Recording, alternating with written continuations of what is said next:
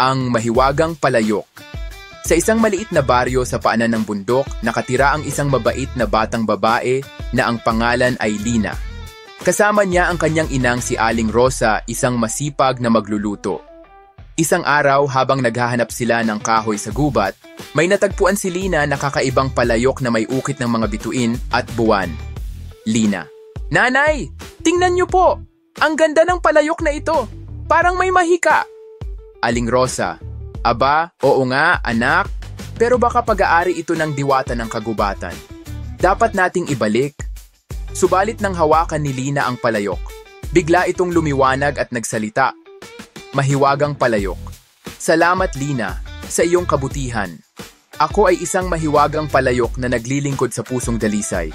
Sabihin mo lang ang iyong nais lutuin at ito'y ihahain ko agad." Namangha sina Lina at Aling Rosa. Sinubukan nilang magpatulong sa palayok.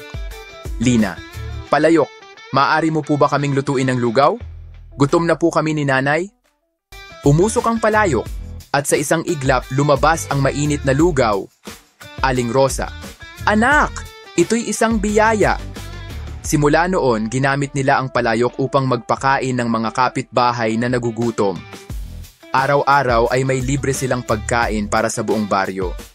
Ngunit isang araw, narinig ito ng matapobreng si Aling Marga, ang mayamang kapitbahay. Aling Marga: "Gusto ko rin ng ganyang palayok. Lina, akin na yan." Lina: "Paumanhin po, Aling Marga. Hindi po ito para sa pansariling kasakiman." Lihim na ninakaw ni Aling Marga ang palayok kinagabihan. Ngunit nang subukan niyang mag-utos dito. Aling Marga: "Palayok, lutuan mo ako ng lechon, paella at tsokolate." Walang nangyari. Bigla itong umusok at nagsalita. Mahiwagang palayok: "Ako ay hindi para sa mga sakim. Paalam."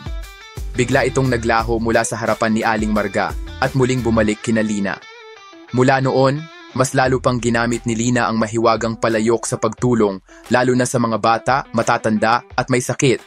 Aral: ang biyaya ay ibinibigay sa mga taong may mabuting kalooban. Ang kasakiman ay hindi kailanman ginagantimpalaan, ngunit ang pagtulong sa kapwa ay nagdudulot ng tunay na kayamanan. Para updated ka sa mga istorya na aming ilalabas, huwag kalimutan ng subscribe. Maraming salamat!